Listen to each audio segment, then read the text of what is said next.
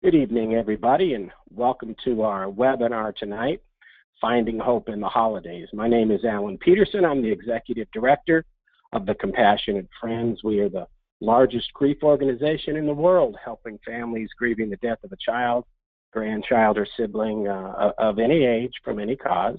And we're here tonight to talk with those who are going through grief and who understand that loss about finding hope in the holidays. And my very special guests tonight are Dr. Gloria Horsley and Dr. Heidi Horsley, and they are the Open to Hope Foundation, which also is dedicated to helping those in grief at their wonderful website, Open to Hope. And we have a very, very special guest tonight to help us. Our guest tonight is somebody who has lived through more losses than most of us could imagine.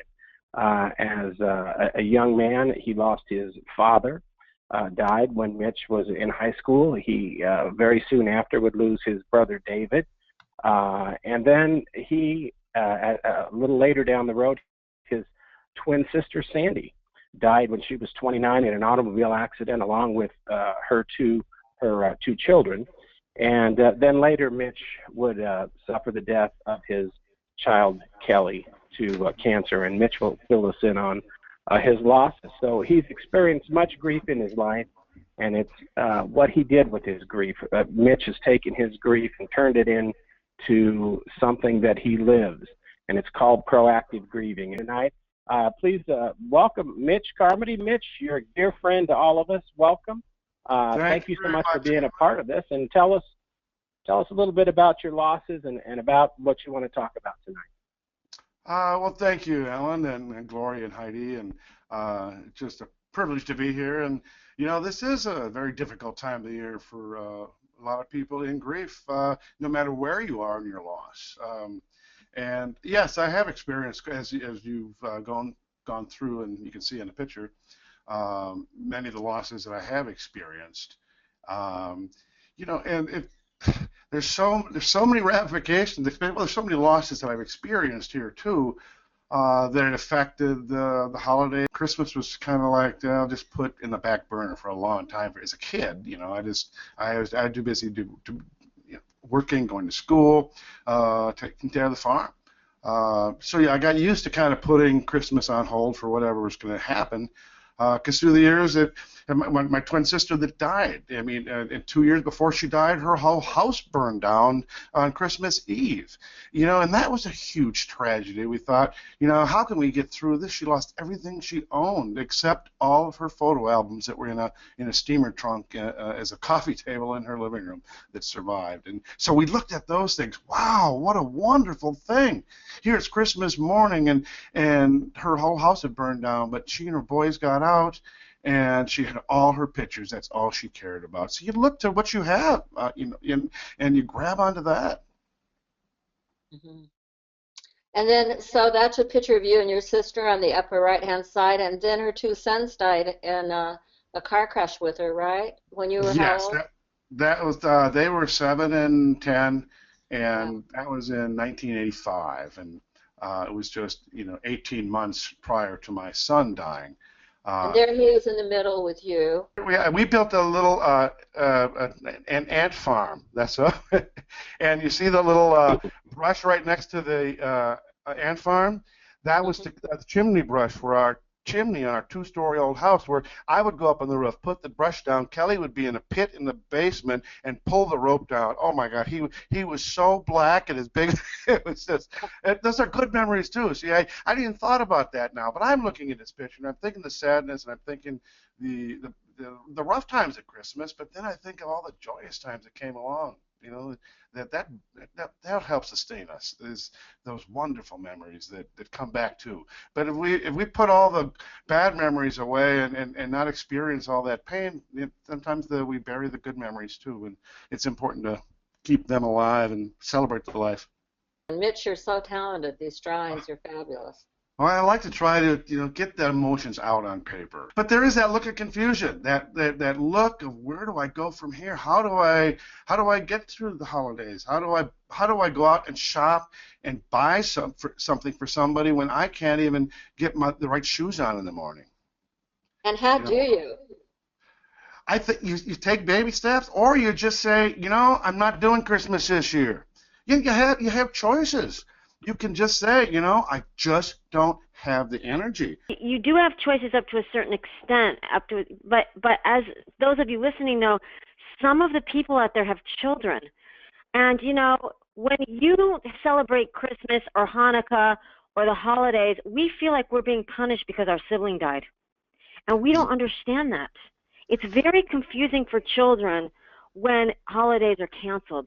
So I know oftentimes you have to compromise, because it sounds like when you were growing up to a certain extent, Mitch, at one point Christmas was canceled, and I'm just thinking of you as a 15-year-old after your dad dies, and all of a sudden there are no holidays. It's got to be really hard for surviving children. I know it is.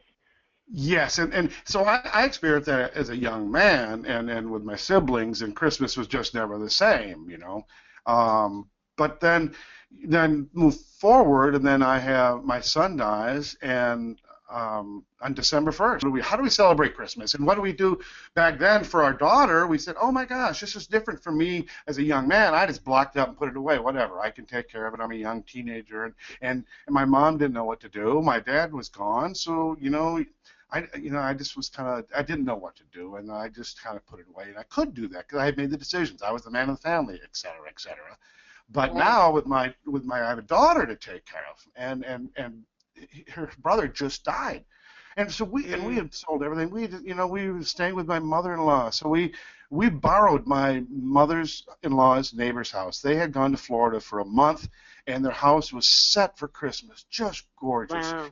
And they said, well, you can use our house. So we went over there. They had it so set for us. They had the refrigerator full of food, and we had a Christmas tree that was just gorgeous. And we spent that night in a stranger's house with our daughter, and we fell asleep on the floor by the Christmas tree, And I remember how wonderful that was. We just really were so thankful we had each other, because we'd been just so sprawled around and kicked around and nowhere to land. And so Mitch, what I'm hearing is if you feel like you can't do it on your own, reach out to others. Like you said, you reached out and strangers took you in, and they basically set up they allowed you to have their house and borrow their house for Christmas. The choices aren't necessarily negative choices that I'm not going to do Christmas. It's just that you have choices in how you do Christmas or Hanukkah or Kwanzaa. However, you have choices in how you celebrate or not celebrate.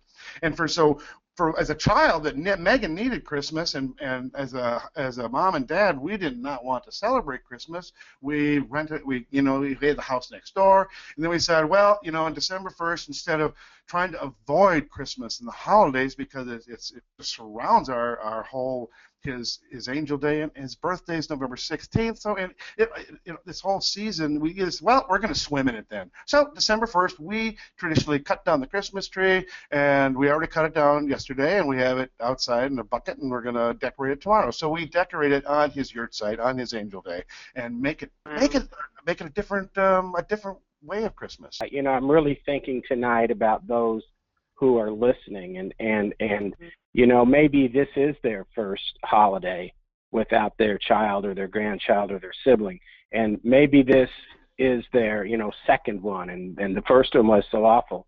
And I think that first slide, how do I find hope in the holidays? We are all about hope. For me, it's been over 14 years since my daughter Ashley died. Gloria and Heidi, how many years has it been since Scott died now for you? 3.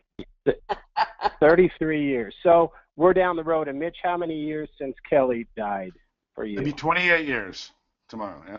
28 years. So we're down the road. But what I really my hope tonight is that we are all about hope, and we want to give people hope.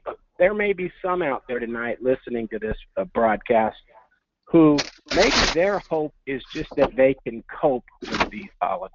I have a question from Mary. Okay. I already have a couple of questions, and Mary says, I lost my brother on the 21st of November 2015. I am not well at all. I just don't know when my tears will stop for his loss. He was 46, and we have lived together since childhood. Friends, family, and my church have all called in to show their sympathy, but it seems I am not getting any better. Please help me. Her brother died 21st of November this year. That's a very early loss. I know we had neighbors that came over to our house a week or so ago. Their youngest of 4 children, little girl, had drowned in the pool in July. And they were just wondering, they were just dreading, what do we do for Christmas? What do we do for Christmas? What do we do for Thanksgiving? You know, and they just told family members that they just didn't have the energy for it, but were willing to do something if someone would suggest something. And so someone said, well, can you come out to Las Vegas? We live out here, and there's a lot of lights and there's a lot of stuff, and maybe, you know, just to get away from you all. And they jumped on that. They said, oh, good, I can't wait to get out of town, because they can't go to the grocery store. They don't want to go to the grocery store. They don't want to see people happy and singing. So, but if they go to a different town or a different place, change it up a little bit, it can make it a different journey, because you haven't got some reminders of all the same traditions that you normally do every single year. I would just tell her to be compassionate with herself, because, you know, it's very recent, and it's, you know, she's going to be feeling really bad, and it's going to be very difficult, and that's okay. She has to move through that before she can get on to the other side. Yeah, the first year is really hard. Yeah, the first year is just getting through. And if you can do anything for yourself, anything to remove the stress, if you could, you know, someone says, what can I do for you? Well, give me a massage certificate. You know, something that can help your body. If you can help your body, you can help your mind as well. And to be really good to yourself, just do those things you've always wanted to do. You've never taken the time or money to spend on yourself, because that first year is all about self-care. All about self-care. Then we can build ourselves up and make some big plans. But, you know, people are going to be, you know, pressuring us. Very early, and what is better anyway? You know, I don't know that you get better, you get changed. Grief changes you. But I think what we're saying here today, we've all been through it. We have a lot of sympathy. We know how tough that first year is, but we know you'll get through it. You know, you will. You'll survive, believe it or not. I think in that first year, and what I would say to Mary being so early is breathe. Early on in grief, that's what we do. We take it one breath at a time, being so early on. And that's what I just want to make sure tonight. We're talking about hope, but that we keep in mind there may be some people, this is their first holidays, and the word Happy New Year might even be offensive to them. But we're here to tell them that each of us have been there, where we could never imagine that thought. And so we want to really share with them, how did we get from here to there? How do other people get from that raw place where Mary might be tonight to where we can literally talk about having a Happy New Year? We have a whole new lexicon of terms and a whole new vernacular that we use in the grief world and when we're bereaved. And you know, you learn that saying Happy New Year to somebody early in grief is not the right thing to say, maybe. You know, we have to learn how we respond to other people and how we support them, and to cut more shine by example, and to not be afraid to reach out, but not be afraid to ask for help at the same time. I know the New Year's is kind of prosaic to say it's a whole, if you make your new resolutions, but it can be a time to make some baby step resolutions, you know, and say, you know, this is where I can be maybe in 6 months, or not just it's an idea where I want to be or what I want to do. Just make some little baby steps, and I can't you know, overstate the importance of doing something for yourself, you know, to find that restful spot, to find a place that you can relax and allow your body to, even if you take 3 or 4 days by yourself, just to be on the couch and say, I can't do shopping. And then maybe call a friend and say, please, can you take me out shopping at a different town maybe, and you can have lunch and not worry about bumping into people, because sometimes you want to bump into people, but other times it's just too difficult. You may get embarrassed in public because you know you're going to cry, and so just find some good friends that just stick close by your side those early months and years. One thing that's good too, Mitch, is you can have like a neighbor take your kids. Heidi was talking about kids want to have fun. Either a relative or neighbor, you can that one of your kids like, you can ask them if they'll be their buddy for the holiday season and take them on their shopping trips and to see Santa and whatever kinds of activities, so it's giving you a break. But you need to ask people, find people, be a little proactive. Mm-hmm. Oh, definitely. And look for the things. I mean, the Compassionate Friends it has the candle lighting. That is something that maybe somebody can do early in their grief, that they don't feel like they can do the whole holiday thing and the whole Christmas thing and the cooking and the buying of presents, but yet to be present, and go to a candle lighting with other people, and honoring and hurting at the same time. I think I talked to a lot of people that said that was one thing they could do during the holidays, was go to the candle lighting. I think traditions are really important. Thinking about what ones you want and which ones you don't. Oh yeah, because how do I do it? You change it up again. Again, we talk about choices, and I know Darcy Sims always talked about the choice points. But so you have a choice in how do I carry on the tradition, or do I change up the tradition? Do I do something different than I did before? I know. In Minnesota, we have a big parade in the middle of the winter, and I'd never been to it. I just didn't want to go down with all those people.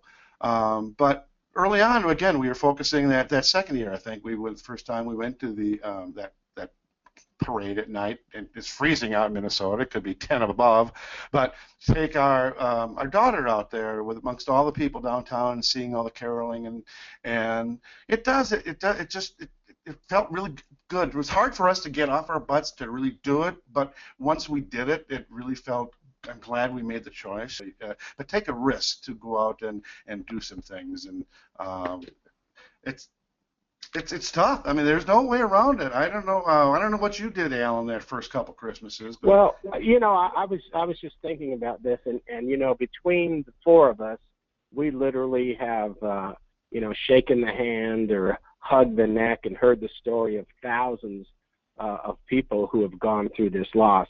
And, I don't have any official survey of it, because people will come up to me and they say, I found comfort in the holidays by keeping the traditions that I had. We cut the tree down on the first and whatever. And I would say I found is equal amount of people who ended up finding new traditions. They may have kept a little of the old and a little of the new. And I think what's really important to tell people is to trust your instincts. And Gloria, you always have said something that's very interesting too on our past shows on the holidays, is that you try something this year. Maybe you go to Hawaii and maybe that works for you. Maybe that doesn't work for you. And the next year you stay home and you shut all the shades if that's what works for you. And the next year you do something else.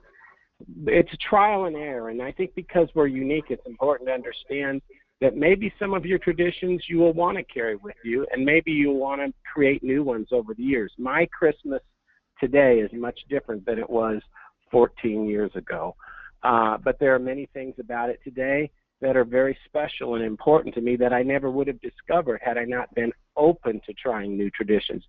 Says this year we decided to do a child from the Salvation Army angel tree in loving memory of our Kevin. I found a child with the name Kevin who is 11 years old. We found 2 items. He asked for a remote car and a t-shirt and got a holiday bag and gift card to wrap it up. We will take it down to Walmart tomorrow. It's fun searching and purchasing a toy for a child, imagining my Kevin playing with it. My heart is so full tonight, and I am so grateful to be able to make a little boy happy this holiday season. I know my Kevin is smiling down tonight. Oh, wow. I love that. Wow. Beautiful. Beautiful. So there's somebody Absolutely. who figured out something that they can do, buy a gift for another child, and maybe that age child. I think that's a great idea. Here's another one. Here in Southern California, we have 2 chapters of Compassionate Friends held on different days for more support. I started the Newport Beach group to help myself and others. TCF Candle Lighting is a place where I plan to honor my son, Richard. He died a year ago. Wow. Mm-hmm. That's wonderful. Absolutely. And Speaking of the candle lighting, it is December 13th. It's always the second Sunday in December, and there will be hundreds of them around the country. And you hear us talking about it. If you go to our website, the compassionatefriends.org, compassionatefriends.org, you can find a listing and find one that is close to you.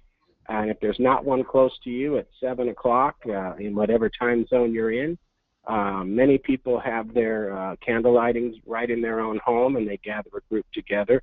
But it's a very special time where we can connect with our children, our grandchildren, and our siblings at the worldwide candle lighting. So it's a very special event.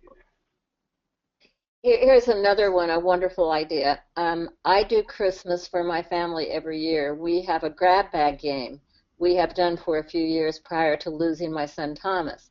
It is now a Thomas theme grab bag for the last 3 years since Thomas was killed. My family has so risen to the occasion. And this is Alan. I've shared on past shows about a friend of mine in Colorado who goes out, and her son loved to spoil her. And literally, she, on her birthday and in holidays and Christmas especially, she goes out and buys herself an amazing gift from her son. And she said it is one of the most healing things. But she just buys this beautiful present from her son and wraps it up and then opens it up, and just as though it was bought. And that's just her thing. It's unique, but she said it works for her. So here's another one I want to comment on, because I have 3 people here who are talking about losing a child in this year or a family member this year. Like Mary lost her brother just a few weeks ago. This woman says, or it could be a man, says, I lost my son in June of 2015 and a daughter in 1982. I'm not looking forward to the holidays this year. Any suggestions?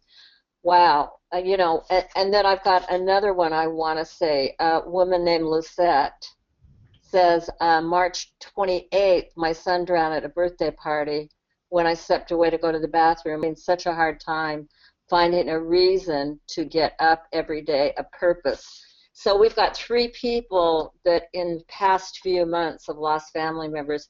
Let's talk about that first year. Honesty is, you know, and that's hard to learn at first, because we try to keep so many feelings in. But I think I started doing so much better being honest with my children, with my daughter, about, you know, how we felt about Christmas, and then we were doing the best we could for her, and so we were being honest with her. And we'd be honest with our friends, and to please not to have too high of expectations, and that, you know, we may be there, we may not be there. You know, if we have the energy, we can. If we don't have the energy, we won't.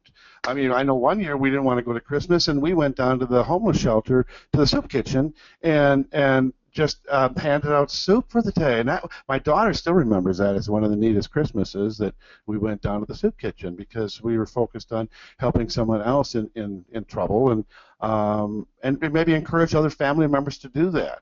Or work on I think you're making a good, Mitch, I think you're making a good point here, because when we're of service to others, it does help us to heal. Oh, so much, and I look at that as being this, but that's probably the easiest thing we can do, you know, is to go out and just help somebody. It's just taking that first step out there. But it's also a time too, and not everybody is that demonstrative and wants to go out and meet with people when they're feeling so down, and even serve. And if your cup's not full, it's hard to fill others as well. So that's not for everybody. But it's a perfect time to build a legacy. You know, to put some home movies together. And it may be hard, but I mean, in the early years, we're crying all the time anyway, and it seems like, well, I'm going to make myself cry if I'm going to look at all these pictures and all these videos. But make a video, put some music on some other, put some things together, and it's a legacy that you can share with other family members and relatives and cousins and friends, and saying, you know, I'm coming to Christmas, and I'm bringing a video, and I'm going to share Kelly this year, and all the good things that we did, all the fun things we did. You know, I want to tell the life story and to share it in a very positive way. At first, people are going to be reticent. Oh, no, we're going to sit down and watch a grief video. But no, this is our life, it's our children, and that can help us get us through. And some people start to realize, maybe this is a good thing. Someone once, they put all their wishes and everything they would say if they had the wherewithal, the emotion to be able to say it coolly and collectively, is to put it on a card prior, on a business card, and keep it in your purse or your wallet, and have the reason why you're leaving, and say, if I don't say goodbye, if I'm all of a sudden gone, please know it's not that I don't care, it's just, you know, blah, blah, blah. And you write that on a card and you leave it on the table so you can have a escape route. I like that, a card. The other thing is, tell people not to come and find you if you want to go out and have a moment. Right, Alan? Right. Yeah, exactly. I love this slide too, Mitch. And when I first was reviewing the slides, I thought that really is some of the best advice, and it's something that we really haven't gone over. But also, I would say be honest about expectations for yourself. You know, don't set expectations for yourself too high, but also, if I could tell people one thing that I can guarantee you, expect that other people are going to try to cheer you up. It's just that's what they're going to feel like. The best gift they can give you during the holidays is to try to cheer you up. So expect that that's going to happen, but also be honest with the expectations that you may feel guilty or feel bad, like Gloria said, but you have to make decisions that are in your best interest and to handle what you can handle and to not try to make decisions too far ahead. I remember Ashley died in August. People wanted me to go to a Halloween party where I always dressed up lavishly every year, and they're like, Alan, the best thing you could do is to come to this Halloween party and, you know, make it like it used to be. But that doesn't work, and I knew enough to know better than that. So be realistic about, you know, for some of you that are very new, no, it's not going to be a jolly Christmas, but within the holiday season, there may be moments of beautiful memory. Look for those moments, even if they're just for a split second or just briefly. Grab onto the moments that are precious memories when and where you can, and then take care of yourself. You know, Alan, you said something about guilt, and the reality is sometimes we feel guilty for not doing everything we did, but we also feel guilty when we do have moments where maybe we're having fun or laughing or having a good time. Yes. I told you that the time I caught myself in the grocery store, you know, I was mad at Christmas was the one I was mad at. Our friend Glenn Lord, you know, when his child Noah died, he was going to cancel Christmas for the whole world, and he really believed he was going to do that. But I was mad at Christmas for a while, and then one day I got busted. I was in the grocery store. I was walking around, and they were playing, you know, Christmas music over the thing, and I was humming along. And I felt so awful. How could I be humming to a Christmas song because I was in such deep grief? So, you know, I've learned, you know, allow the good. Maybe it's just a sliver, but a breadcrumb. But take that breadcrumb because it's better than nothing, and it's something. And there'll be some breadcrumbs, even if you're new. And there will be a chance to smile. There will be a story that'll make you laugh. Grab onto that, and it'll sustain you more than you realize. I love that, her hugging herself, Mitch, because you can do that.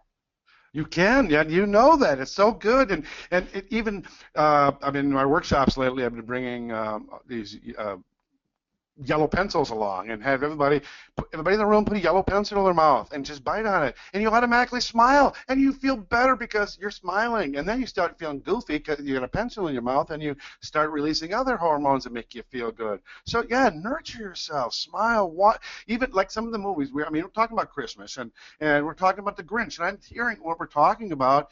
And if you watch the movie Grinch, you know, his heart had to grow to expand to allow it to love, you know, and it was hard at first. He you know, but little breadcrumbs. He picked up the little breadcrumbs, morsels of what other people were doing, and slowly brought his heart back again. So it is totally possible, but you know, it takes time. It takes a step, and taking care of yourself is so important.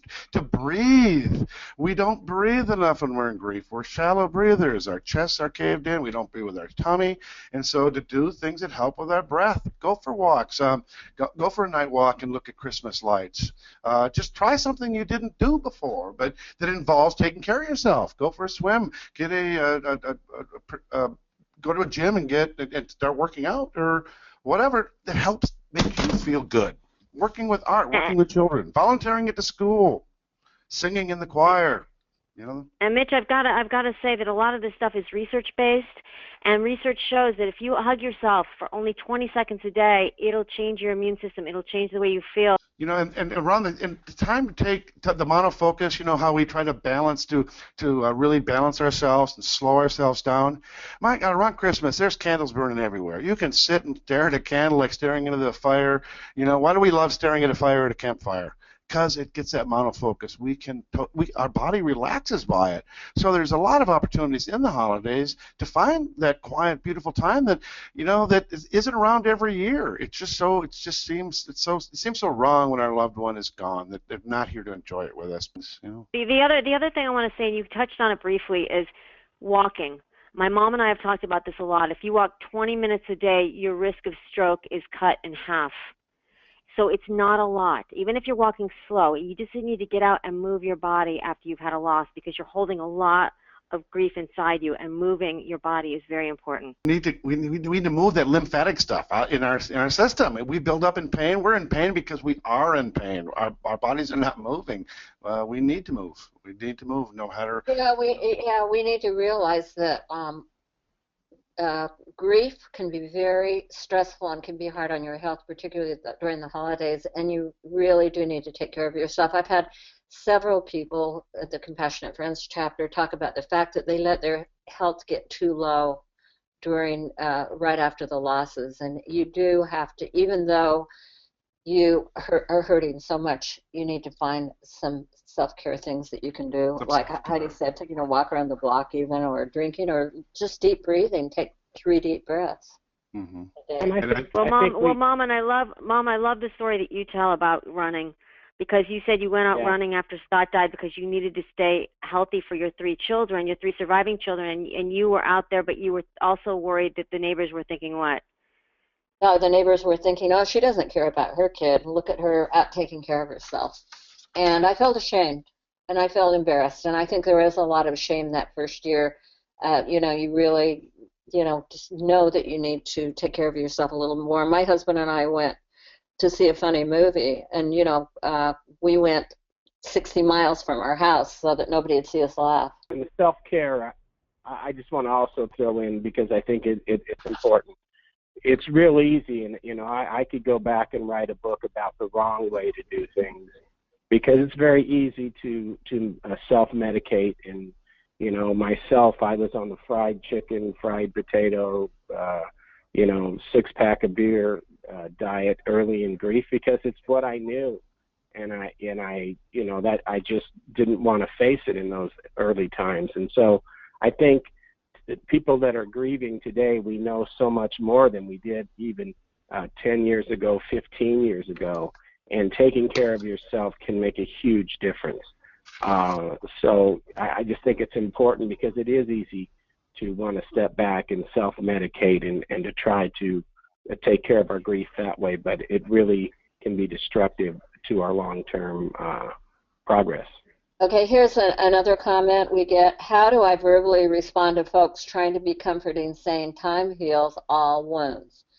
I'm a thanatologist who hears clients plagued by this question on a regular basis. Okay, this is a Robin from New York. I will say this: the one variable that we know is correct, that over time shows improvement, is time. It is. I mean, that is the one thing. But we put in these roadblocks that stop us from moving through that. Guilt, anger, shame, all sorts of things going on. So that's why it's so important to go to places like Compassionate Friends, or to go to a therapist and whatever and talk about it. But people say a lot of weird things and strange things, and I don't know, I finally got to the point where I decided nothing was going to make me mad that people said, because they said weird things. Well, but Mom, I think one of the hard things about the comment "time heals all wounds" is it feels like you're minimizing my loss when you say that, and that you're not acknowledging that. Look, maybe that's true, but the reality is that I'm in hell right now, and I lost my brother, and I'm in a bad space.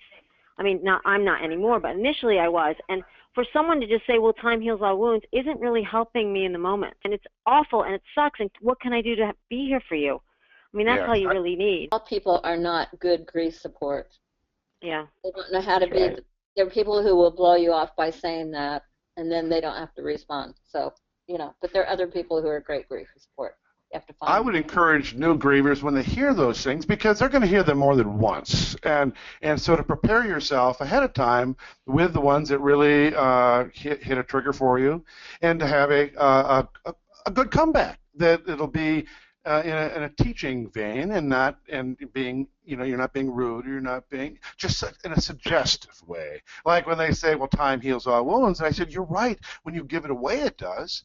And let them think about it. Let them think about it, but don't argue with them. But just say, I never looked at it that way. Give them an alternative to the statement they give, instead of just agreeing with it and then they do it to someone else, or we educate them, or we just don't say anything because they're not worth the effort. I'm sorry, some people, depending on who it is, you just say, well, I'm not going to go there. I don't have the energy for it. Question I want to make sure we get in here. This is from Rodney in Omaha, Nebraska. It's been 3 years since his son died, and they used to decorate their house with lights and a beautiful tree, but they had a big display in their yard. He says since his son died, they have not been able to put up a Christmas tree. This will be their 3rd year, and he just can't put up a tree and cannot put up the lights. And he wants to know if that's unusual, if there's something wrong with him, but it's just too painful for him to do. Is this where you ask for help in doing it? My wife and I didn't want to do it for years, and after my daughter finally went to college, we stopped putting the Christmas tree up. We did it for her, and after she went to college, we said, no, we're done. And we were done for quite a few years. Now we have grandchildren, and now we look forward to it. We anticipate it. We put the tree up. It's a whole new perspective than it was. But we faked it till you make it with our daughter for many years for her. And then so you said, Mitch, you said fake it till you make it if you have small children still at home. Try not to have the expectations too high, and just kind of, I know it's go with the flow, but trying to go with the flow. Have an escape plan, have a plan, and just kind of go with and see how it goes. I think nowadays, Christmas starts very, very early because, it's consumerism. I mean, people are, the Christmas music and all that stuff, it's starting earlier and earlier and earlier during the year, so that there's reminders. And, the days leading up to an event are more stressful than the event itself oftentimes. So right now we're being inundated with Christmas and Hanukkah stuff. Yeah, I would say this to Rodney also, in my experience, that no, it is not unusual for people to not put up a tree for a year, 2, 3. I know some people longer than that. And I think what you're getting at is, no, you're not strange or out of the ordinary. I think for some people it's just difficult. Me personally, it did take me a few years before I could put up a Christmas tree, and it wasn't the putting it up so much, because I never did that part. It was just the having it right there. And then one day things turned around, and I'm like, no, I want to have a tree. So just because you're feeling that way now, you're not unusual. I know many people who struggle with that, but don't accept that may be your entire life. You may one year just want to get out in the yard and put all those lights back up again. I just want to say to Rodney, there's nothing wrong with you. There's many, many people who feel the exact same way. You're only 3 years out, and maybe you don't even have to put up a tree this year. No. It's interesting, Heidi, you say you're only 3 years out. I mean, that's the thing. People have the world doesn't get how much we suffer when we have a loss. And another thing was that somebody told us, which we love, my mom and I, they decorate a wreath, and they put up a wreath, and they put all their kids' things that their kids would have loved or were about them on the wreath. Like my brother was a New York Jets fan, so we'd get New York Jets stuff and decorate the wreath with it. So, things that kind of, it's a celebration of the person's life. Yes, that's excellent, Heidi. In fact, my daughter would write a poem for several Christmases in a row about Kelly. She'd do her Kelly poem, and that's what she'd do for Christmas for the family. So it was keeping him present, she's expressing her grief, and it was a new kind of a dedication and tradition for Christmas. Foster hope. Because I think that's one of the things that we want to talk about as we're winding down. And Mitch, that picture is beautiful. I could have that there while I had my candle lit and thought about my child or my sibling or my grandchild or my spouse or whoever I've lost this year. Yeah, that's you get what I got when I want to create that just a little bit of crack of light, just a little bit of light that gives us some hope, and that monofocus, and also in the physical side that to relax ourselves. It's the same thing. We get into a space, and we can just kind of think. Not so broadly, just kind of just be in that space and say, you know, what do I want? You look at that candle and what is my hope? We actually physically ask ourselves, what is my hope for the future? Will I hope to see my loved one again when I die? Do I hope that I'll just get to the coffee pot before I say, oh my God, they're dead? You know, it's so hard to even say the D word in the early times. But we just set little tiny goals, like Viktor Frankl said. You know, set a goal every day. Know how small it is, just a small goal, and that can foster some hope. It just primes the pump for more hope later on, just to have a little bit. Because when we're in apathy, in the deep pangs of apathy, we're not good to ourselves or our family around us. It's a hard charge. It's hard work to get off that couch. It's really hard work. This is for everybody. This is, you know, you can look at the restructuring your life. Proactive grieving is, you can see all the little symbols in here. It's setting a plan. You put that pencil in your hand and set a goal. That's what we talked about earlier about fostering hope or having an exit plan or being creative. Actually make some plans, put them down, because we have a lot of CRS, can't remember stuff, in our grief. It's so important to write it down, because we may have a great idea and a great plan, but we forget it because our frontal lobe's locked up. So write it down and follow through on that plan. Check it off, and then use the hammer and the nails and rebuild the foundation of your life somehow. So take the risk to be the person that you may never have taken the risk to be.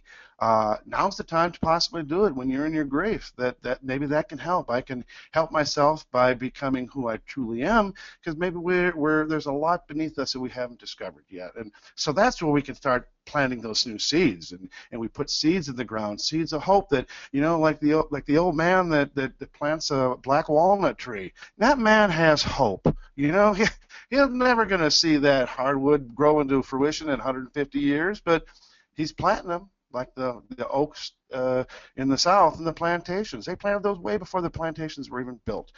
Just to foster hope for a future, that we care about our children's children. We're only borrowing the planet from them, and that I can turn the power in my grief, the transformational power in my grief, to change not only how I grieve, but to change how the world perceives my loved one who died. And then we can start to grow things. Then we can see things, and then we start to nurture what we've planted, and we can create a legacy to our loved one beyond any ways we ever dreamed it could possibly happen.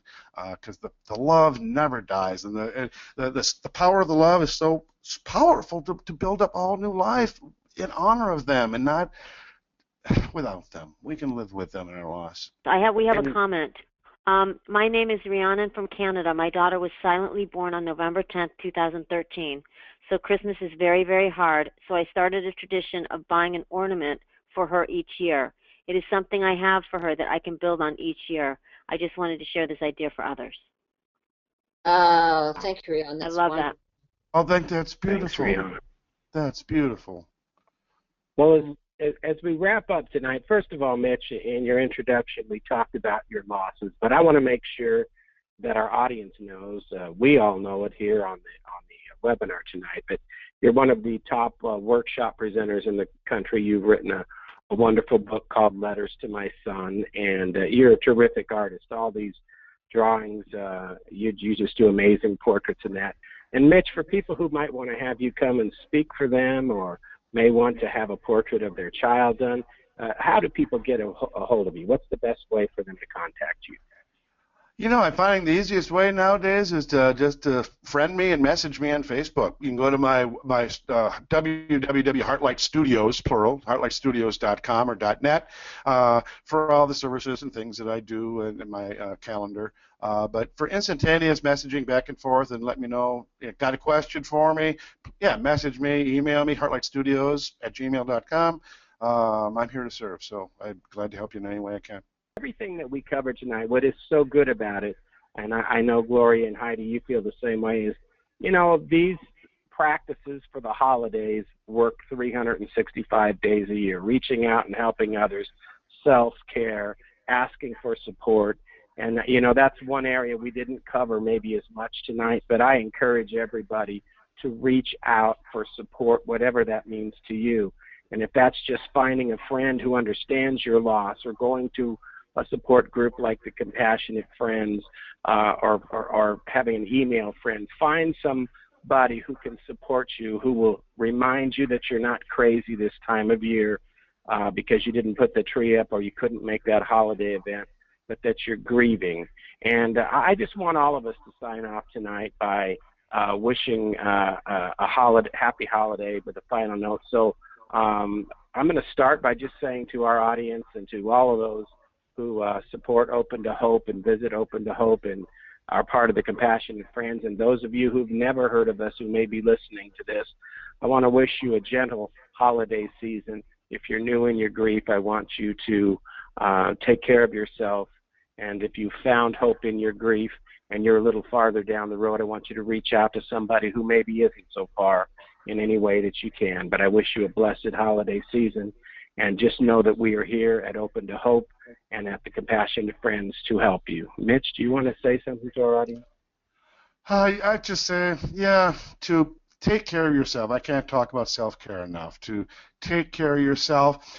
At the same time, be prepared to take some risks. Be prepared to take some emotional risks.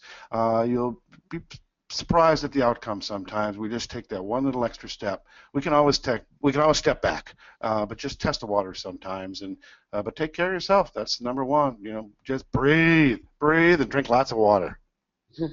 Heidi? I just want to say that my heart goes out to everybody out there that's had a loss, and a big shout out to all my bereaved siblings. Our loss is just as significant as everybody else's, and my heart is with you, and please reach out to others. We have a great Facebook page called Sounds of the Siblings with the Compassionate Friends, and the Compassionate Friends has a lot of close Facebook pages for all of you out there that want to get some support during the holidays. Thank you. Gloria, take us home tonight. I just want to say I hope that you will visit the CompassionateFriends.org website on Christmas and during the holidays.